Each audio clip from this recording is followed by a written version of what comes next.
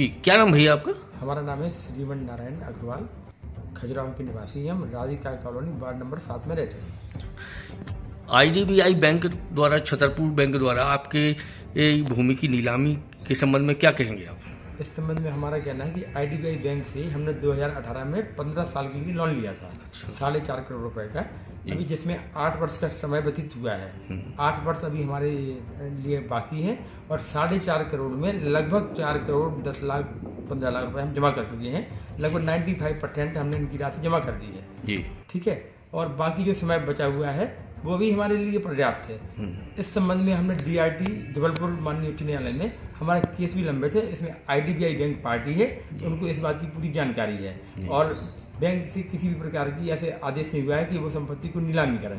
Case की इनने भी एफिडेविट दिया हुआ है और हम भी जमा करने को इनकी राशि तैयार है। कई बार हमने बैंक वालों को निवेदन किया कि साहब अब हमें एक्चुअल राशि बताइए कि हमारा कितना शेष बचा है। बैंक वाले वो हमें बताते नहीं है और व्यवस्था बस वो नीलामी के प्रोसेस में जा रहे हैं। अगर कोई व्यक्ति इसका क्रय या विक्रय करता है तो हमारा उनसे निवेदन है, नम्र निवेदन है कि इस संबंध में माननीय न्यायालय का देख लें।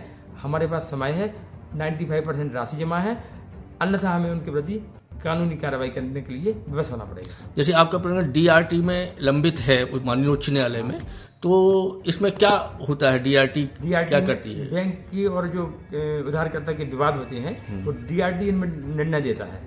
तो उसमें आपका प्रकरण लंबित है? अभी प्रकरण लंबित है, उसमें बैंक पार्टी है। तो क्या आपने कोई समय मांगा है बैंक से कि हमें समय दो? बैंक को हमने निवेदन किया है कि आप हमें बताइए कि हमारी एक्चुअल राशि क्या है, जो हमारी राशि से हम उसको खत्म करते हैं या हमारी किस्त को कंटिन्यू करिए आप। मैंने अनाधिकृत तरीके से कब्जा भी किया है जमीन पे, जो कि पूरा अनलीगल है। क्योंकि किसी भी बड़े न्यायालय में जब विवाद होता है तो उसको लिस्पेंडस ट्रांसफर बोलते हैं, बाद लंबंदी संपत्ति। जो डीआरटी का फैसला होगा वो हमारे लिए उनके लिए मान्य होगा। क्योंकि इस स्थिति में एक दिक्कत और है कि हम इनका पूरा पैसा जमा कर चुके हैं और शेष जमा करने को तैयार हैं। तो हमारे इनसे कोई विवाद नहीं है, लेकिन ये दोस्ता रखते हुए हमारी संपत्ति को जबरदस्ती नीलाम कर रहे हैं और अन्य लोगों को इस विवाद में बिना मतलब का फंसा रहे हैं। तो आम जन से आप जो सूचना प्रकाशित हुआ है, आपके द्वारा समाचार पत्रों में भी इसका प्रकाशन कराया गया, सार्वजनिक सूचना का प्रकाशन हुआ है, तो क्या आप चैनल के माध्यम से क्या उद्घोषणा करना चाहते हैं लोगों को जो यहाँ के क्षेत्र के प्रदेश के निवासी हैं, छतरपुर जिले के निवासी हैं, देशवासी हैं, तो उनको क्या आप मैसेज देना चाहते हैं? हमारा उनसे ये निवेदन है कि बिना मतलब में किसी थर्ड पार्टी को विवाद में इन्वॉल्व नहीं करो, क्योंकि सभी का पैसा बहुत महत्वपूर्ण होता है। क्योंकि विवाद कोर्ट में लंबित है, जो निर्णय करेगा वो कोर्ट करेगा और ऐसा हमें संभावना है कि चूंकि हम ही पैसे जमा करने को तैयार हैं तो बैंक को हमारी संपत्ति बेचने का कोई भी किसी प्रकार का कोई अधिकार नहीं है। और हमने निरंतर उनका पैसा भी जमा किया है। इवन हमने कोविड काल में उनकी हमने किस्तें जमा करी हैं। मतलब हम इसलिए हमारा सबसे अपने जो लोग हैं, अपने एरिया के लोग हैं या जो भी उसमें भाग ले रहे हैं, उनसे हमारा नम्र निवेदन है कि आप बिना मतलब के विवादों में न उलझें, क्योंकि ये संपत्ति हमारी है, हम उसको जमा करके राशि अपनी वापस करेंगे। श्रीमन नारायण जी, एक पक्ष तो ये आपका पक्ष हो गया ये कि आप बैंक का पैसा चुकाना चाहते हैं, देना चाहते हैं, आपके पास समयावधि है, आपका प्रकरण डीआरटी में लंबित है माननीय उच्च न्यायालय में, लेकिन अब बैंक को पैसे अपने पैसे निकालना उसका क्या होगा? क्या बैंक कैसे आपसे पैसे लेगी?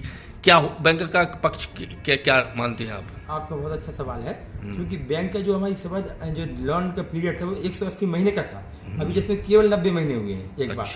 दूसरी बात, बैंक का जो मूल राशि 4.5 करोड़ थी उसमें लगभग 4 करोड़ 10 लाख रुपए जमा हो चुके हैं। अब बैंक का जो ब्याज बचा हुआ है, हम बैंक से वही बार बार मांग कर रहे हैं कि आप हमें सही बताओ कि आपने कितनी पेनाल्टी लगाई, कितना ब्याज लगाया है। हम बैंक का पैसा जमा करने को तत्काल तैयार है, हमने बैंक को मना नहीं किया। और आप पीछे का हमारा ट्रैक रिकॉर्ड भी देखेंगे बैंक का, तो इवन कोविड काल में जब आदमी जी मर रहे थे तब भी हमने 2020 में इनकी मंथली किस्त जमा करी है। क्योंकि बैंक वालों ने पता नहीं किस कारण से हमसे द्वेषता बना ली है और एकदम नीलामी में लग गए हैं। जबकि जो नीलामी का प्रोसेस होता है वो वही पूरी समय अवधि हो जाने के बाद होता है। हम तो आज भी तैयार हैं, एक बार में हम बैंक का पैसा जमा करने के लिए तैयार हैं, लेकिन इन्होंने नीलामी के द्वारा हमारी संपत्ति को और हमें बदनाम कर दिया है। मार्केट में हमारी छवि खराब कर दी है। बिना भैया इनने ऐसे काम किए हैं कि जो पोजीशन होता है वो डायरेक्ट पोजीशन ले लिया बिना किसी चमत्कारी के, और ऐसी कार्रवाई करी है जो इनको करना उचित नहीं है। अभी इन्हें पता है कि पूरा संसार अभी हमारे बिजनेस व्यवसाय 2022 तक कोरोना काल में थे,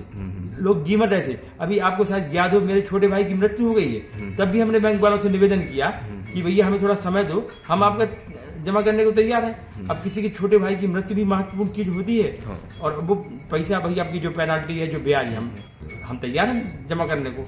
हमें किसी भी संपत्ति की नीलामी करने की आवश्यकता नहीं है। आपने इस संबंध में कोई पत्र वगैरह उनको दिया, बैंक वालों को कोई सूचना दी कि भाई हम सब कुछ तैयार हैं, आप हमारे कोऑपरेट करें? बैंक को आपने कुछ ऐसा सूचना दिया है कोई भी? हम इनको निरंतर पिछले साल भर से ये मांग कर रहे हैं कि सर आप हमें ये बताइए कि हमारा ब्याज कितना है, क्योंकि हम कस्टमर, हमारा अधिकार है कि हम पूछे कि भाई ब्याज है कितना, पेनाल्टी क्या लगाई है आपने, हमें जानने का अधिकार है। ये लमसम में दे देते हैं कि आपका इतना हुआ। भाई लमसम बैंक है, ये कोई प्राइवेट दुकान तो है नहीं, आपको हमें समझाना पड़ेगा। आपका कर्तव्य है कि आप अपने कस्टमर को समझाएं कि भैया आपका इस वाली किस्त पे इतना ब्याज हो गया, ये पेनाल्टी हो गई। हम बिल्कुल साहस से आपके सामने वचन देते हैं कि हम इनके पैसा देने को तैयार हैं। इनको भी हमें सपोर्ट करना चाहिए।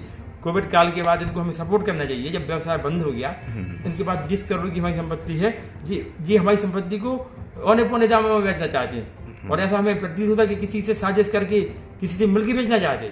अभी अन्य हमारी 2 करोड़ की संपत्ति 1 करोड़ में बेच दी, उसके संबंध में भी DRT में बात लंबित है। और फिर हम लोग न्यायालय, भाई हिंदुस्तान में सब लोग न्यायालय के अधीन है, ना हम न्यायालय के ऊपर है और ना बैंक न्यायालय के ऊपर है। भाई आप उसका बिड कर लो, आप संपत्ति आपके पास ऑलरेडी है, आप न्यायालय का बिड कर लो, आप जल्दी न्यायालय से आदेश करा लो। हम तो न्यायालय से निवेदन कर ही रहे, आप न्यायालय से कल आदेश करा लो, हमारी कुर्की करा लो है। तो ये ऐसा निवेदन है हमारे बैंक वालों से भी, हमारा आपके माध्यम से निवेदन है कि हम उनका पैसा सार्वजनिक घोषणा कर रहे हैं कि हम जमा करने को तैयार है, बशर्ते आप हमें समझाओगे कि आपको इतना पैसा देना है। अभी जो हमने जमा किया है आपका, है ना, ये हम आपसे आपके चैनल के माध्यम से निवेदन कर रहे हैं बैंक वालों से, क्योंकि वो तो हमारी सुन नहीं रहे। उन्हें हम हर हफ्ते लेटर लिखते हैं। अब बैंक जाते हैं तो वो कहते हैं कि आप जबलपुर चलिए, जबलपुर वाले कहते हैं भोपाल चलिए, भोपाल वाले कहते हैं बॉम्बे वाले से बात कर लो। अभी हम खुद पर्सनल इनके जनरल ऑफिस से मिल के आए, तो उन्होंने कहा भाई वो है ठीक है, जो है ठीक है। भाई आपको समझाना पड़ेगा, आप बैंक हो, हम भुगतान है आपके।